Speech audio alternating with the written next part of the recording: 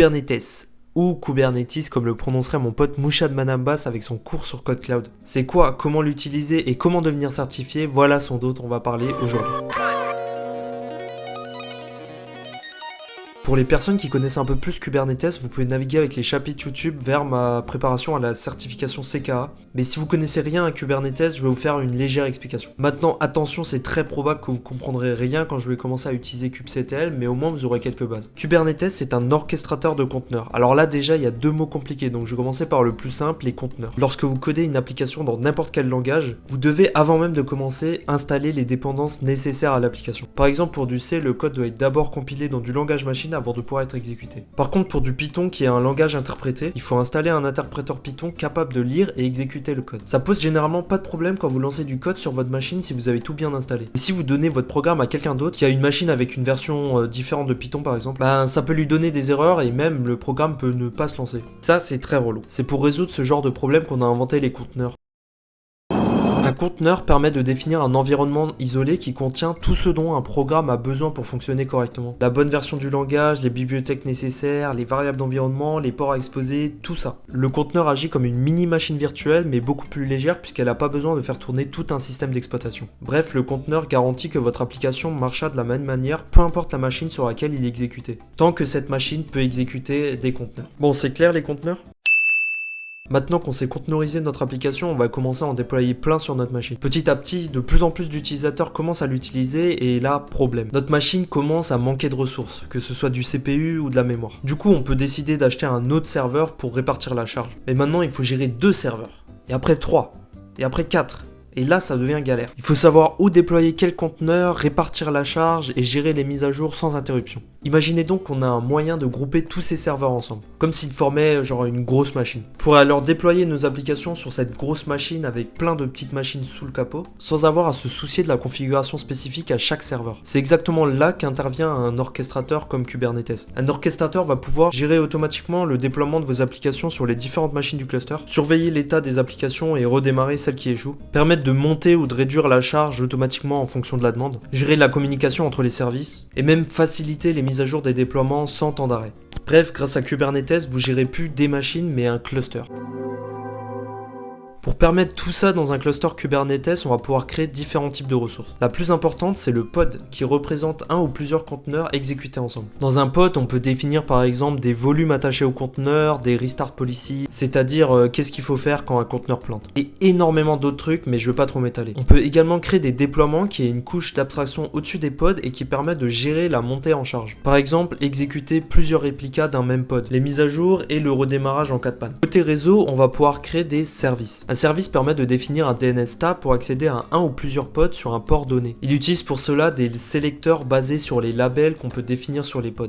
Ça permet de rendre les pods accessibles entre eux de manière plus simple qu'appeler l'IP du pod. Pour rendre un pod accessible depuis l'extérieur du cluster, il faudra utiliser d'autres mécanismes comme les ingress ou les gateways, mais je vais pas en parler ici. Enfin, pour la persistance des données, on va pouvoir créer des PV ou persistants de volume qu'on va pouvoir attacher au pod à l'aide de PVC qu'on appelle Persistent Volume Claim. Ces volumes permettent de conserver les données même si un pod crash. La certification CKA permet de montrer que vous savez interagir avec un cluster. Comment le configurer, le réparer, déployer des trucs et les exposer. Bref, contrôler le cluster. Pour faire tout ça, on va utiliser un outil en ligne de commande qui s'appelle kubectl et qui permet d'exécuter des actions sur le cluster. Par exemple, la commande kubectl getPods permet de montrer les pods qui tournent sur le namespace par défaut. Lors de la CKA, on vous donne accès à plusieurs clusters et on vous demande d'utiliser cet outil pour résoudre des cas pratiques que vous pourrez rencontrer si vous managez un cluster. Bon, maintenant que je vous ai présenté Kubernetes, on va pouvoir passer à une préparation pour la certification CKA. Comme j'ai payé la certification CKA, on a le droit à 2 simulateurs, 2 sessions de simulateur. C'est un environnement qui sera à peu près comme la certification. J'ai déjà réalisé la simulation, le CKA Simulator A, et je suis fier de vous dire que je l'ai bien réussi, donc maintenant on va pouvoir passer à la B. Voilà, donc là on peut attendre que l'environnement se démarre et on peut lire un peu les infos, donc ça vous explique un peu comment fonctionne là dans ce cas là le simulateur Et ça nous dit que c'est un environnement qui est censé simuler le vrai examen. Donc c'est bon, mon environnement est prêt, je vais pouvoir cliquer sur le bouton qui va démarrer le compteur, donc le compteur de 32 heures d'accès à l'environnement. Voilà, donc comme vous pouvez le voir, c'est un peu une machine virtuelle, et le premier truc qu'on va faire, c'est ouvrir le terminal pour pouvoir exécuter les commandes pour interagir avec le cluster, et je peux aussi également ouvrir Firefox, à savoir que dans l'examen, on n'a que le droit d'accéder à la documentation de Kubernetes, donc la documentation officielle. On n'a pas le droit d'aller sur des Stack Overflow pour répondre aux questions. Donc je vais tout de suite commencer par la première question. Premier truc à faire lorsque vous arrivez sur un terminal sur les machines virtuelles, c'est que vous pouvez aller dans les paramètres, cliquer ça, donc Automatically Copy Section to Clipboard. Là, je peux commencer tout de suite par SSH sur la machine, donc la première machine, CK76, et on nous dit le déploiement contrôleur dans le namespace Lima Control communique avec plusieurs endpoints internes en utilisant les FQDN. Mettez à jour la config map utilisée par le déploiement avec les valeurs correctes de FQDN. Au lieu de taper kubectl, je vais juste taper K parce que c'est plus court, mais ça revient au même. Hein. Je vais récupérer tous les déploiements. Là par contre, oh oui, ok. Donc, ça c'est les déploiements sur le namespace RDFO. Par contre, on nous a dit que c'était sur le namespace Lima Control, donc je peux faire tab pour autocomplète. Donc là, je le vois bien mon déploiement, et je peux commencer par describe deployment -n Lima Control, et voilà. On voit tout de suite le déploiement, donc on voit que il y a un conteneur dedans avec une image BusyBox, et il va exécuter la commande nslookup DNS1, DNS2, DNS3. Les variables d'environnement proviennent du config map control config. Donc CM c'est pour config. Hein. Pareil, deploy c'est pour déploiement. Vous l'avez peut-être pas vu, mais là j'ai juste tapé deploy. En fait, on a pas mal d'alias pour aller plus vite. Donc toujours dans le namespace Lima Control, là j'ai bien mon control config, et on peut tout de suite faire edit cm control. Ah, pardon, il faut toujours préciser le namespace Lima Control config, et voilà. Donc là j'ai accès à la config map, et je peux tout de suite modifier des trucs. Donc on veut accéder au service Kubernetes dans le namespace default, donc je vais tout de suite définir ça, kubernetes.default. Donc le FQDN, ça va être, donc si on peut chercher la doc, je ne sais pas s'il nous le précise, moi je le sais, est-ce que la doc le sait? Donc en fait le FQDN, ça va être le nom DNS donné à chaque service du cluster, et il est toujours de la forme monservice.leNamespace.svc.le cluster.exemple. Alors souvent ça va être cluster.local. Ça, pour aller vérifier ça, vous pouvez aller voir le fichier de configuration core DNS. Moi je sais, du coup c'est cluster.local parce que c'est tout le temps ça. Donc je vais préciser celui-là. Ensuite le deuxième service, c'est département. Dans le namespace Lima Workload. Donc là je peux copier, coller, .svc.cluster.local. Pour le troisième DNS, donc on veut accéder au FQDN d'un pod et non plus d'un service. Donc là, d'après la doc, ça va être un peu différent. En fait, il y a plusieurs manières de le récupérer, mais là, je vais utiliser celle-là qui précise le FQDN. Étant donné qu'ils nous disent de ne pas utiliser l'IP du pod parce qu'elle peut changer, on ne va pas utiliser ce FQDN, donc qui là utilise l'adresse IP du pod. On va plutôt utiliser celle un peu plus bas qui va set le FQDN à l'aide du hostname, du sous-domaine, du namespace.svc.cluster.local comme avant. Là, si je tape cette commande, donc kgetpod du pod qu'on essaye d'exposer, si je descends un peu dans les spécifications, on voit bien que le hostname c'est section 100, et on a également un sous-domaine qui est section. Le hostname, on sait c'est section 100, je vais juste effacer ça, et le sous-domaine, ça va être section. Le namespace qui est lima-workload.svc.cluster.local. Et enfin le dernier DNS, système là on ne nous précise pas, donc je vais utiliser celui-là. Donc là ça va être juste un Par contre, on va utiliser des tirets entre les différents, voilà, à la place des points. Point cluster, point local. Là, je vais tout simplement voir les pods. Donc là, on peut voir qu'il se tourne depuis 26 jours. En fait, il n'utilise pas la nouvelle config map. Donc je vais tout simplement delete le pod et le déploiement va le recréer de toute façon. Voilà, donc là j'attends, il est delete. Get lima control. Donc là j'ai un nouveau. Donc là, si je vais voir les logs, voilà, donc là il réussit bien, donc il arrive bien à tout call. Ok. Donc deuxième question. Qui va se faire, elle, sur une autre machine, donc la CK2560, crée un pod statique nommé MyStaticPod dans le namespace par défaut sur le node control plane. Très bien, donc on va tout de suite commencer par lister les nodes qui sont sur le cluster. Le nœud control plane, c'est CK2560, et en fait j'y suis déjà, mais connecté sur le username candidat. Donc en fait, si on va dans le dossier de Kubernetes, on peut voir les fichiers de config de Kubernetes, et en fait dans le dossier manifeste vous allez pouvoir avoir donc plusieurs fichiers YAML. Ça va être des pods statiques, donc ça veut dire que le kubelet va automatiquement démarrer des pods à partir de ces fichiers, et en fait si je supprime un, ça va supprimer le pod automatiquement. Donc en fait si on veut créer un pod statique, donc ça va être un pod qu'on ne crée pas en utilisant kubectl. Ça va vraiment être un fichier de config qu'on va définir dans ce dossier et qui va être créé par le kubelet. Je vais prendre un pod par défaut, je vais prendre celui-là. On va faire bam bim my static pod.yaml. Hop là. Là, on précise le namespace. Au moins, je suis sûr, il n'y a pas de... Ah, merde. On a pris le mauvais, je voulais pas prendre celui-là, je vais bien prendre. My static pod. Dans le namespace default. J'enlève ça. Request, on veut 10M. Et 20 de memibit. Container, le nom du container, pareil, hein, mais static pod, hein, je vais pas chercher plus loin, et nginx.1-alpine. Voilà, donc là, a priori, on a tout ce qu'il nous faut. Ok, ça c'est bon, je vais juste supprimer l'autre pod que j'ai fait pour essayer. On va voir les pods qui tournent. Et là, j'ai mon pod, mon static pod qui a démarré. Je vais pouvoir le décrire. On devrait avoir... Oh, j'ai pas de ressources.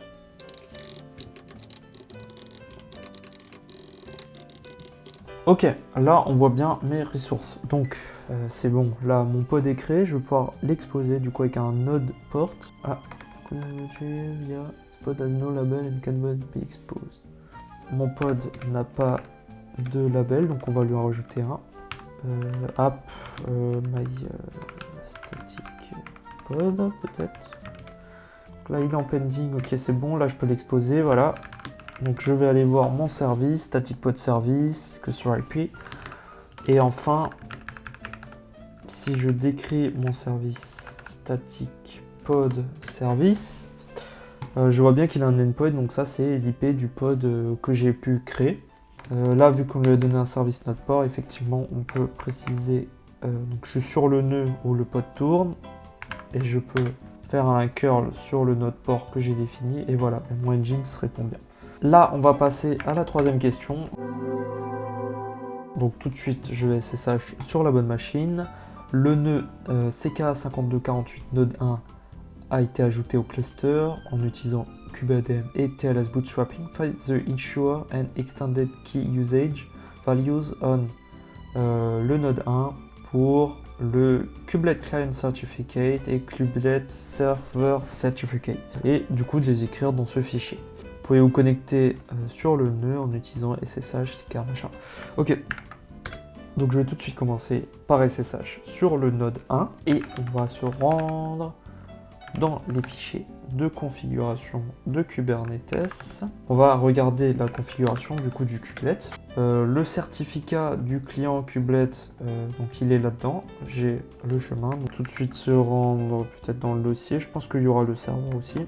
Arrivé dans ce dossier, on a le kubelet client current PM qui est le certificat du client et kubelet CRT, ça doit être le certificat du serveur. Donc je vais tout de suite utiliser OpenSSL pour me décrire ce fichier parce que du coup si je vais voir le certificat, ça va pas être clair de qu'est-ce que c'est en fait. Là ça me dit rien du tout. Donc j'utilise OpenSSL, le fichier kubelet client, donc je le mets en paramètre de -in, -no out pour ne rien output et -text pour l'afficher en texte. Et enfin, là du coup, j'ai toutes mes infos. Il faut savoir l'issuer. Et si je descends un peu, il me faut le extended key usage qui se retrouve ici. TLS Web Client Authentication. Pareil, si je fais la même avec le fichier kubelet.crt, ici par contre, je vais voir TLS Web Server Authentication. Voilà, ok, bon, on va dire que c'est bon. Et on passe à la question numéro 4. On en a déjà fait 4 sur 17, il me reste 74 minutes, ça devient chaud. Donc on va tout de suite SSH sur la nouvelle machine qui est la CK3200. Donc créer un pod ready if service ready avec une image là, configurer une liveness probe et une readiness probe, ok. Donc là, je vais me rendre sur la doc et chercher liveness probe. Ok, ça me paraît pas trop mal. On va démarrer avec celui-là. Vimpod.yml. Donc je colle mon exemple de pod et on va pouvoir travailler avec. Je vais lui donner son nom, le nom du conteneur. On veut ready if service ready. L'image, ça va être engines machin. Il m'a pas donné d'argument, donc j'en ai pas besoin. Donc on va passer sur ça. Liveness, we simply execute command true. Donc true, ok, bon bah pourquoi pas. Donc ça va exécuter la commande true. Et pour la partie readiness, ça va plutôt ressembler à ça. Donc pareil, là je vais un peu corriger. Lui il veut DOS check. Et en fait lui il va exécuter du coup wget. On va dire que ça marche. Maintenant on va créer du coup le deuxième pod avec l'image machin, -l, paf. On veut un label, donc j'utilise -l, cross server ready. Ok. Je vais voir les services.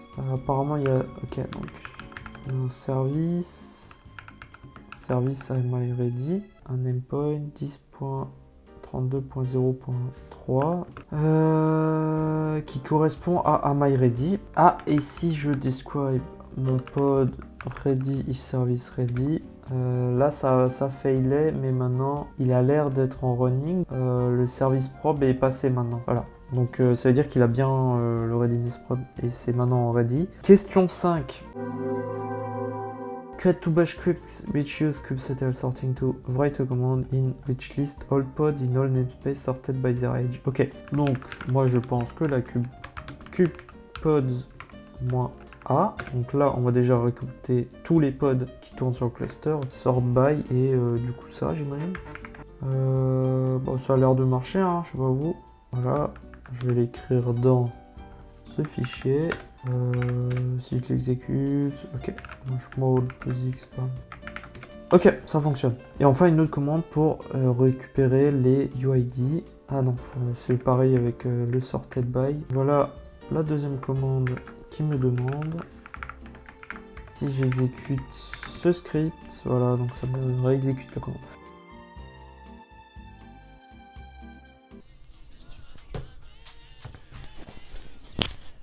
Voilà, cette vidéo est finie. Pour ceux qui connaissent Kubernetes, j'espère que ma préparation aura permis de vous aider ou de vous motiver à faire la certification. Et pour ceux qui ne connaissaient pas, j'espère que vous avez appris des trucs et que ça va vous intéresser encore plus. Je vous remercie d'avoir regardé cette vidéo et je vous invite à la liker, la partager, vous abonner et plein d'autres verbes qui finissent en « et ». Ciao!